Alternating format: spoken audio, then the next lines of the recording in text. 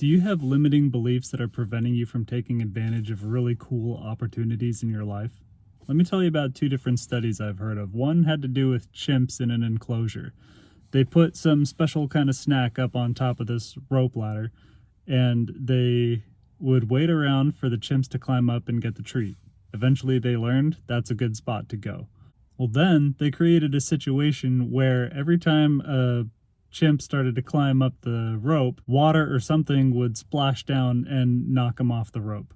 Eventually, all of the chimps in the enclosure would stop trying to climb the rope. Well, then they started to swap chimps out, bring new chimps in that had never learned about the negative consequence of trying to climb the rope. And every time the new chimps would start to try and climb the rope, the other chimps would grab a hold of them and pull them down. They wouldn't let them even try.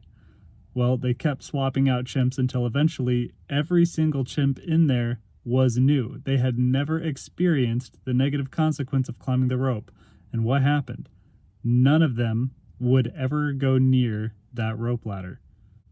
Here's another story with fleas. They put fleas inside a container with a lid on it. You know, fleas can jump really high. They would jump, and smash up against that lid. Eventually, the fleas learned how to jump just high enough to where they wouldn't hit the lid. Well, then they took the lid off, and what happened? The fleas kept jumping just as high as where the lid used to be, and the fleas were still stuck in the jar. This happens to us all the time. We have these beliefs that were instilled in us from childhood, by society, by our parents, by our friends, by our teachers, and some of these beliefs are just wrong. And they keep us stuck. They make it impossible for us to progress in the ways that are truly possible. We believe that there's a lid, when the reality is the lid is gone. The consequence is gone. The negative consequences came from a bygone generation's cautionary tale. Somebody's bad experience, and they're trying to bleed it onto you.